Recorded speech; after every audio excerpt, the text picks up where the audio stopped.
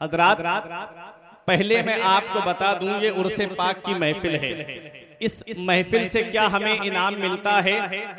एक शायर ने कहा था कि ऐसी बुलंदियों के मीनारों पे जाइए, ऐसी बुलंदियों के मीनारों पे जाइए, उठकर जमीन से चांद सितारों पे जाइए, अजमत जो चाहते हो मेरा मशवरा सुनो, अल्लाह के वली के मज़ारों पे जाइए। अजमत जो चाहते हो मेरा मशवरा सुनो, अल्लाह के वली के मज़ारों पे जाइए। ये वो दुआ है जो सब कुछ खरीद सकती है, तुमको मुझको खरीद सकती है। मैं कैसे कह दूं कि वलियों से कुछ नहीं मिलता, अरे जुबैदा बीबी जब जन्नत खरीद सकती है। मैं कैसे कह दूं कि वलियों से कुछ नहीं मिलता, जुबैदा बीबी जब जन्नत खरीद सकती है। और एक शायर ने कहा था वली के कुर्ब से कुर्बे हुजूर मिलता है, वली के कुर्ब से कुर्बे हुजूर मिलता है, वली के दर से दिलों को सुरूर मिलता है। तेरा वो दर है मुर्शिदे बरहक, तेरे दयार से आंखों को नूर मिलता है। और वली के कदमों पे कल्बो नजर निसार करो, वली से इश्क का बदला जरूर मिलता है। वली के कदमों पे कल्बो नजर निसार करो, वली से इश्क का बदला जरूर मिलता है। हज़रात, अशआर आपने हमारे गुलाम गौस भाई से समाअत किए। आज मुझे ये थोड़े सुस्त नजर आए। मैं वजह पूछ रहा था भाई से, तो भाई ने बताया आज पूरा दिन इनको हॉस्पिटल में हो गया। अल्हम्दुलिल्लाह इनके घर में बेटे की विलादत हुई है। परवरदिगार आलम औलियाए किराम के फैजान से बच्चे को उम्र दराज अता फरमाए और अपने वक्त का बेहतरीन आलिम दीन बनाए। बड़ी खुशी की बात है, ये उर्से पाक की महफिल है। अब इनको हमेशा याद रहेगा कि मेरा बेटा उस दिन दुनिया में तशरीफ लाया था कि जिस दिन उर्से शहीद मिल्लत था। यादगार है। अब सुने, मैंने कुरान की एक आयत करीमा पढ़ी दुआएं लेते हुए, इन औलियाउहु इल्लल मुत्तकून, जो अल्लाह के वली हैं वो परहेजगार ही होते हैं, मुत्तकी ही अल्लाह के वली होते हैं, परहेजगार ही अल्लाह के वली होते हैं। वलियों की पहचान क्या बताई कुरान में? कुरान कहता है, मशहूर जमाना आयत करीमा, अला इन्ना औलिया अल्लाह, खबरदार बेशक अल्लाह के वली वो हैं, ला खौफुन, जिन्हें ना कोई खौफ है, वला हुम यहज़नून, और ना वो गमगीन होंगे। अल्लाह के वलियों की पहचान क्या बता रहा है कुरान? अल्लज़ीना आमनू व कानू यत्तकून, अल्लाह के वली वो हैं जो ईमान लाए और परहेजगारी इख्तियार की, तकवा इख्तियार किया। हज़रात, तो पता चला कि जो मुत्तकी होता है, जो परहेजगार होता है, वो अल्लाह का वली होता है। और जो अल्लाह का वली होता है उसकी शान क्या होती है, उसका मकाम क्या होता है, उसका मर्तबा क्या होता है। तो आओ अब 16वें पारे में चलो। सूरह मरियम में रब इरशाद फरमाता है, यौम नहशुरुल मुत्तकीना इलर रहमान वफदा, रब इरशाद फरमाता है हम कयामत के दिन वलियों को अपनी बारगाह में दूल्हा बना करके बुलाएंगे। रब फरमाता है हम कयामत के दिन वलियों को अपनी बारगाह में दूल्हा बना करके बुलाएंगे।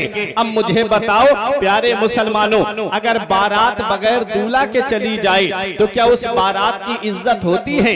क्या उस बारात को नाश्ता मिलता है? क्या उस बारात को खाना मिलता है? तो आप कहोगे उर्से शहीद मिल्लत में आने वालों, अगर बारात बगैर दूल्हा के चली जाए तो उस बारात की कोई इज्जत नहीं होती, उस बारात की कोई बुकात नहीं होती, उस बारात को ना नाश्ता मिलता है, उस बारात को ना खाना मिलता है। ये दुनिया का हाल है कि दुनिया में अगर बारात बगैर दूल्हा के चली जाए तो उस बारात की कोई इज्जत नहीं होती है। अल्लाह फरमा रहा है हम कयामत के दिन अपने वलियों को अपनी बारगाह में दूल्हा बना करके बुलाएंगे। ऐ उर्से शहीद मिल्लत में आने वालों, अगर आपने समझ लिया तो आपका ईमान ताजा हो जाएगा। रब फरमाता है हम वलियों को कयामत के दिन अपनी बारगाह में दूल्हा बना करके बुलाएंगे। जब वली दूल्हा बन के जा रहे होंगे तो उनके बाराती कौन होंगे? अरे उनके बाराती वही तो होंगे जो उनकी जिक्र की महफिल सजाते हैं, जो उनके नाम की महफिल सजाते हैं। आओ मैं दूर नहीं लेके जा रहा हूँ,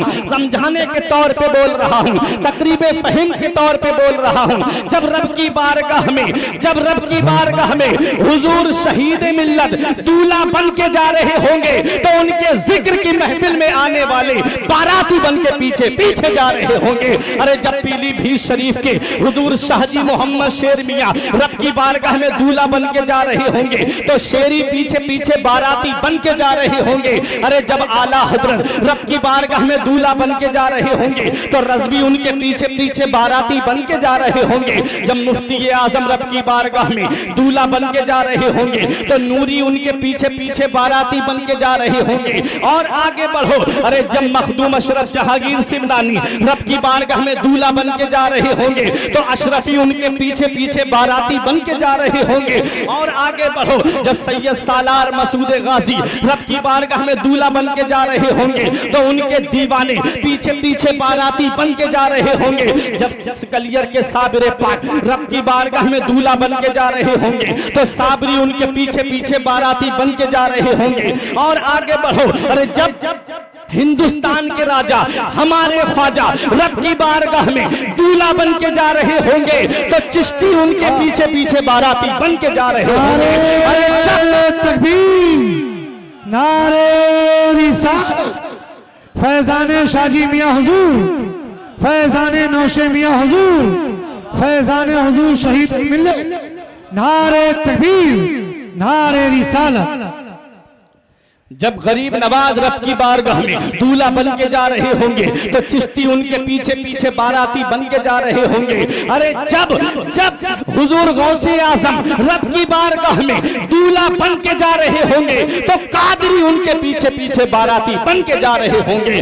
दूल्हा बनाए जाएंगे जब गौस हश्र में, दूल्हा बनाए जाएंगे जब गौस हश्र में हम कादरी भी जाएंगे उनकी बारात। फरिश्तों रोकते क्यों हो हमें जन्नत में जाने से, फरिश्तों रोकते क्यों हो हमें जन्नत में जाने से। ये देखो हाथ में दामन है किसका, गौसे आज़म। रब फरमाता हम कयामत के दिन वलियों को अपनी बारगाह में दूल्हा बना के बुलाएंगे। और जो इनके दुश्मन हैं, जो औलियाए किराम की कब्र को महज मिट्टी का ढेर बताते हैं और वलियों से होते हुए नबियों तक पहुंच जाते हैं, उनके लिए कुरान क्या कहता है? रब फरमाता है व नसूकुल मुजरिमीन इला जहन्नम विरदा। और जो इनके दुश्मन हैं, जो वलियों से जलने वाले हैं, नफरत करने वाले हैं, उन्हें जहन्नम की तरफ प्यासा हाँका जाएगा। पता चला हम अहले सुन्नत वल जमात औलियाए किराम के नाम की महफिल सजाते हैं, औलियाए किराम की अदाओं को अपनाते हैं, औलियाए किराम के बताए रास्ते पे चलते हैं। और जब ये रब की बारगाह में कयामत में दूल्हा बन के जा रहे होंगे तो हम गुलाम इनके पीछे पीछे बाराती बन के जा रहे हैं। तो ये उर्स की महफिल है। अब सुने औलियाए किराम की शान क्या है, औलियाए किराम का मकाम क्या है, औलियाए किराम का मर्तबा क्या है। हज़रात औलियाए किराम की शान बड़ी बुलंदो बाला होती है, औलियाए किराम का मर्तबा बड़ा बुलंद होता है। हज़रात औलियाए किराम की शान देखो। आओ मैं आपको वलियों के राजा हुजूर गौसे पाक रजी अल्लाह ताला अन्हु की अजमत व शान को थोड़ा सा आपके सामने पेश कर दूं। हज़रात वली पहले कितनी इबादत और रियाजत करता है, वली विलायत की मंजिलें पाने से पहले कितनी परेशानियों का सामना करता है। आओ जरा मेरे गौस की शान तो देखो। कौन गौसे आजम है? वो गौसे आजम जो पैदा हुए मादरजाद वली हैं, पैदा होते ही रोजा रखा, वो गौसे आजम।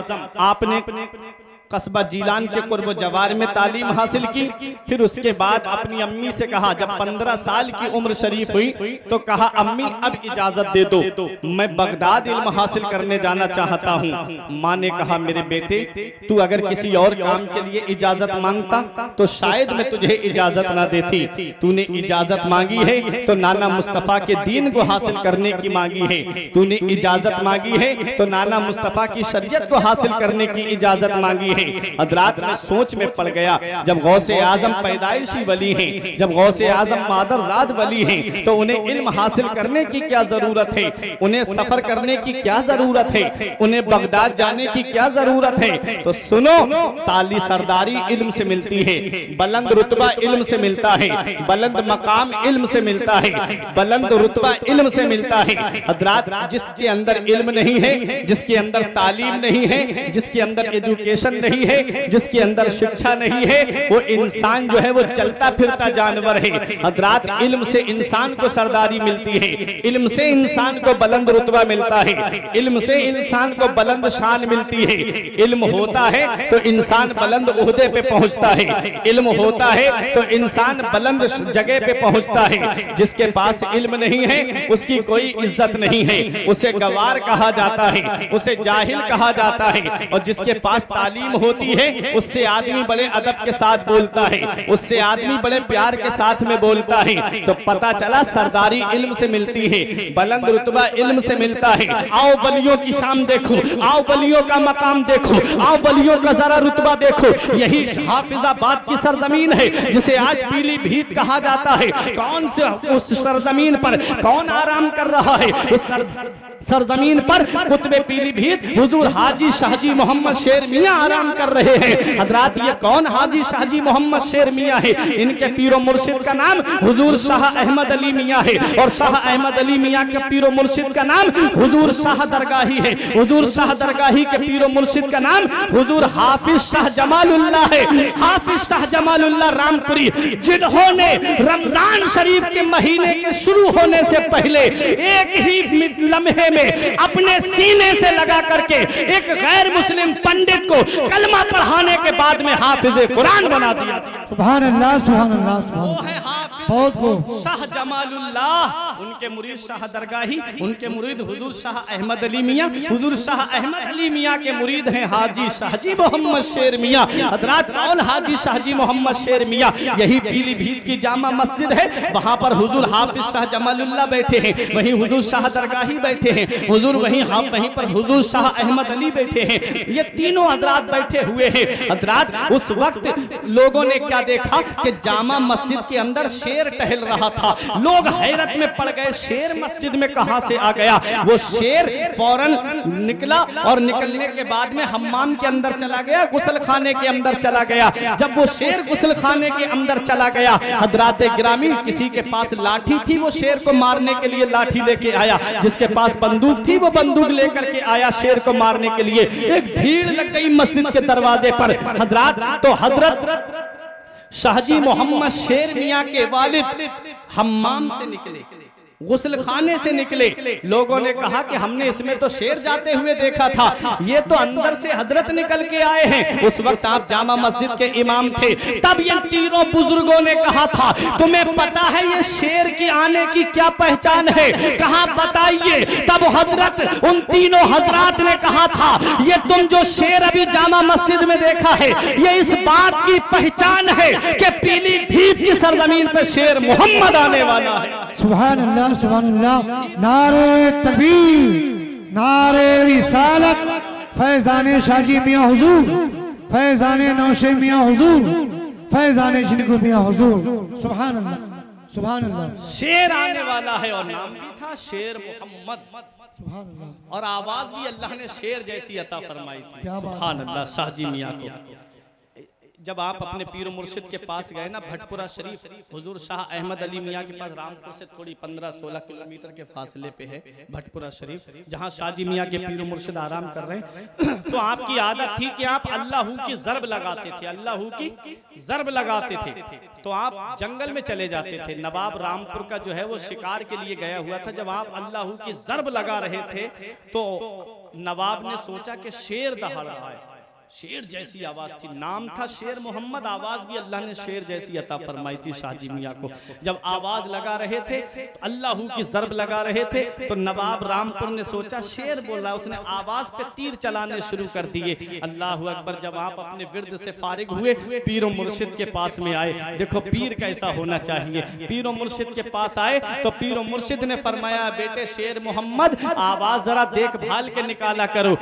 कहा क्या मतलब हुजूर? फरमाया ये देखो। पीरो मुर्शिद ने दामन खोल के दिखाया तो नवाब रामपुर के तीर पीरो मुर्शिद के दामन में लगे हुए थे। पीरो मुर्शिद ने कहा, बेटे जब तुम अल्लाहू की ज़र्ब लगा रहे थे, रामपुर के नवाब ने सोचा कि शेर दहाड़ रहा है, उसने आवाज पे तीर चलाया, वो सारे तीर मैंने अपने दामन पे रोके हैं। ये होता है पीर। आज के तो पीर का पता ही नहीं, मुरीद चाहे जिस हालत में रहे, लेकिन पीर को कोई मतलब नहीं। पीर नेक था, पीर परहेजगार था, पीर अल्लाह के वलियों का मुअतकिद था और पीर वो था जो मदीने वाले मुस्तफा की सुन्नतों पे अमल करता था। सुभान अल्लाह, सुभान अल्लाह। देखे शाहजी मियाँ की बात चल रही है ना, बहुत बड़ी शख्सियत है, कुतुब पीलीभीत। आला हजरत आते थे तो शाहजी मियाँ के पास में हाजिरी देते थे और आला हजरत के ताल्लुक से एक शेर कहा था बहुत अच्छा कि मिलके शाहजी के गले, ये आला हजरत ने कहा, मिलके शाहजी के गले ये आला हजरत ने कहा, हम तुम्हारे तुम हमारे हजरत शाहजी मियाँ, सुभान अल्लाह, हम तुम्हारे तुम हमारे हजरत शाहजी मियाँ।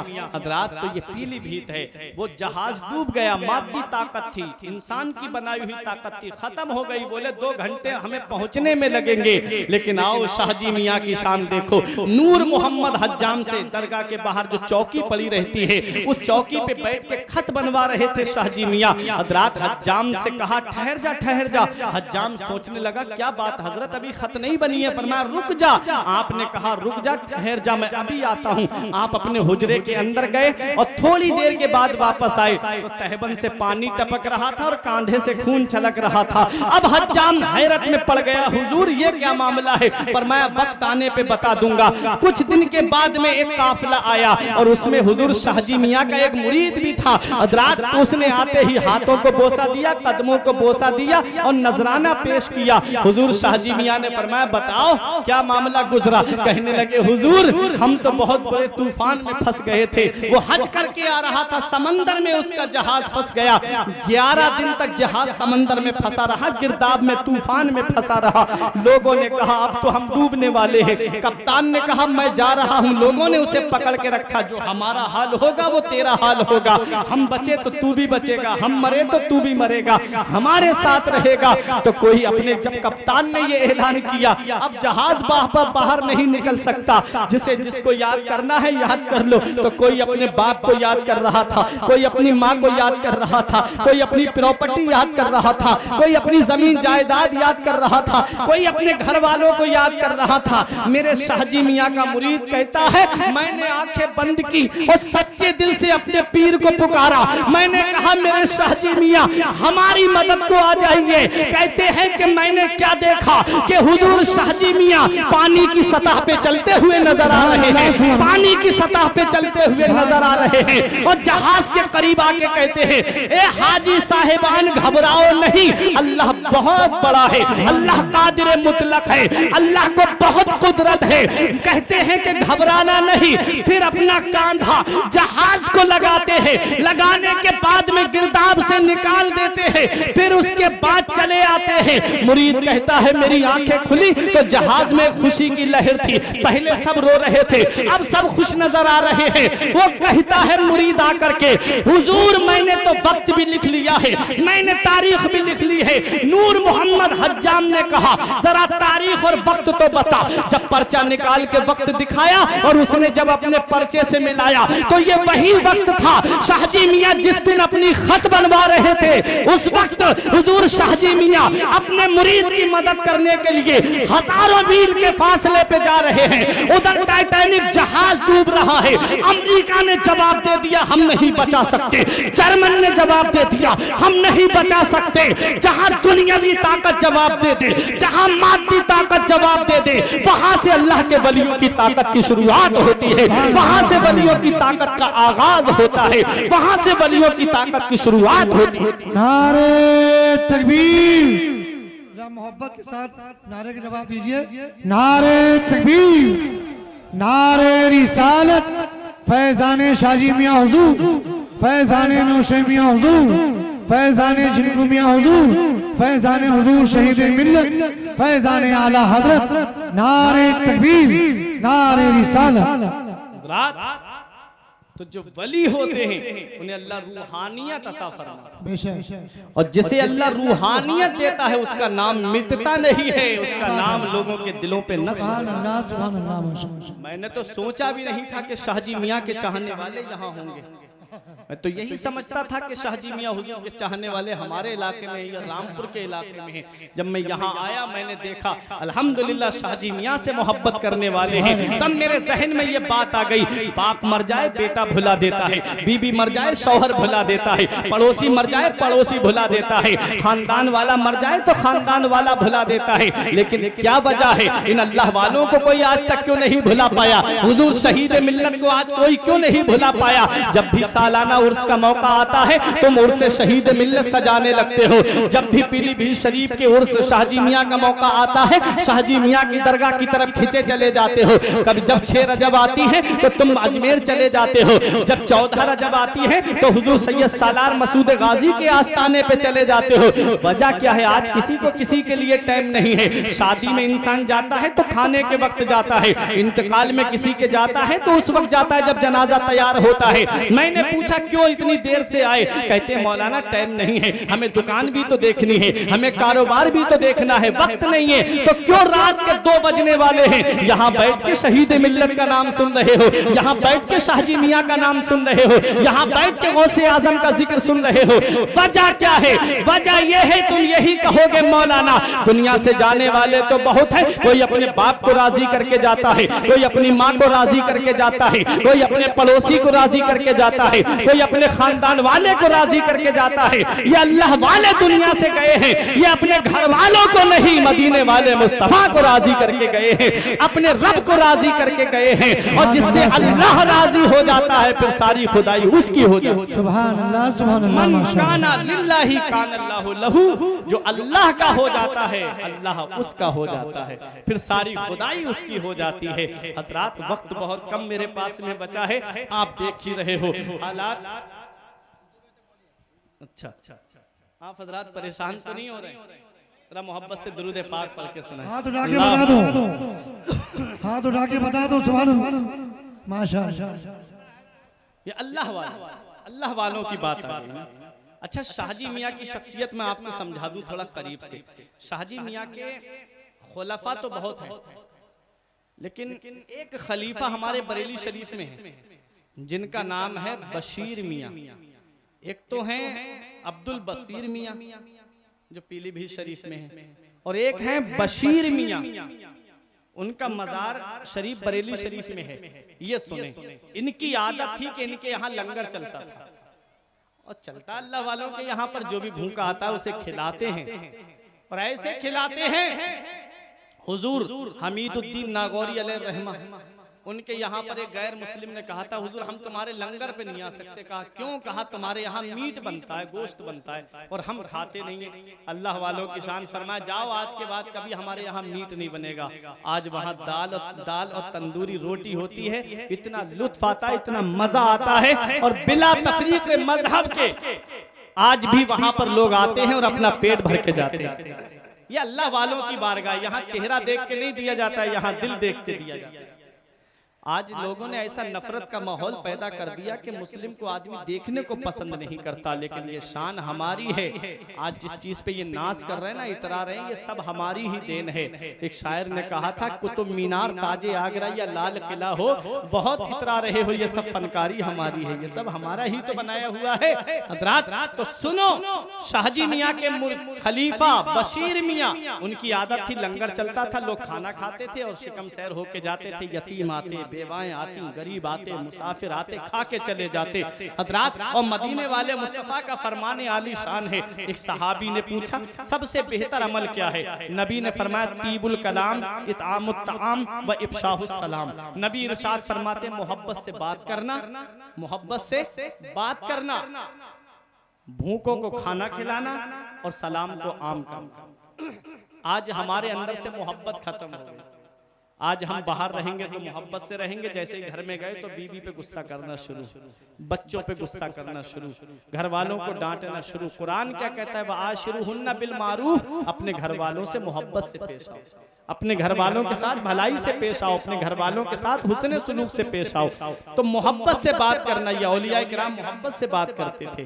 तीबुल कलाम, इताम ताम, भूखों को खाना खिलाना, ये खाना खिलाते थे, लंगर चलता था इनके यहाँ। तो बशीर मियाँ फजर की नमाज के बाद चले जाते थे, गंगा नदी के किनारे छोटी सी झोपड़ी डाली थी, वहां अल्लाह अल्लाह करते थे, अल्लाह अल्लाह अल्लाह अल्लाह की ज़र्ब लगाते थे। सुनो ये वाक़या और एक नसीहत लेकर के जाना इस वाक़े से।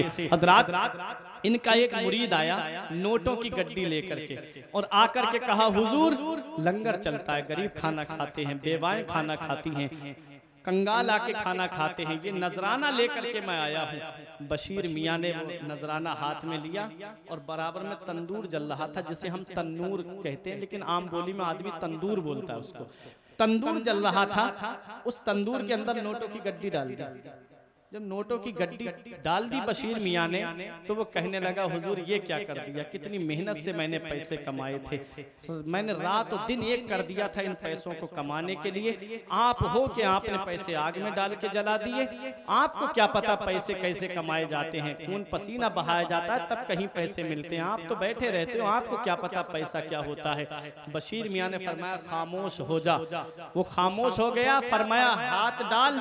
उसने आग के अंदर हाथ डाला तो नोटों की गड्डी बाहर सलामत निकल आई, पैसे वापस सलामत निकल आए। उसके बाद इरशाद फरमाया, ये बता इसमें सूद के कितने पैसे लेके आया था, सूद के कितने पैसे थे? उसने कहा, हुजूर 250 रुपए सूद के थे। बशीर मियाँ ने फरमाया, पैसे गिन। जब उसने पैसों को गिना तो आग ने 250 रुपए जला दिए थे। जो हराम कमाई के थे उसे आग ने जला दिया था, और जो हलाल कमाई के थे उसे आग ने नहीं जलाया था। यहीं से पता चल गया, जो इंसान हराम तरीके से कमाता है, जो इंसान हराम तरीके से पैसा लेकर के आता है, वो पैसा रुकता नहीं है। चाहे वो पैसा पुलिस ले जाए, चाहे वो पैसा वकील ले जाए, चाहे वो पैसा डॉक्टर ले जाए, चाहे वो पैसा कहीं गिर जाए, वो पैसा रुकता नहीं है। और जो हलाल तरीके से कमाया जाता है, अल्लाह उसमें इतनी बरकत देता है कि नस्लें खाती है तब भी वो पैसा खत्म नहीं होता।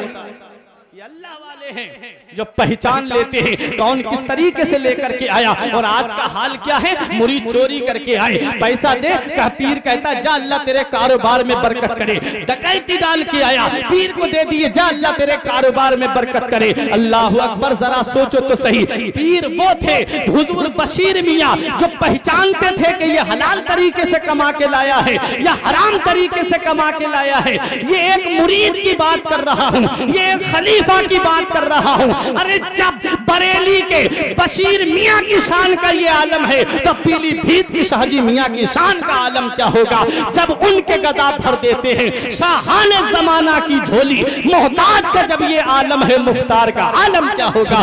चाहे तो इशारों से अपनी काया ही पलट दे दुनिया की, ये शान है उनके गुलामों की, सरदार का आलम क्या होगा। सुभान अल्लाह।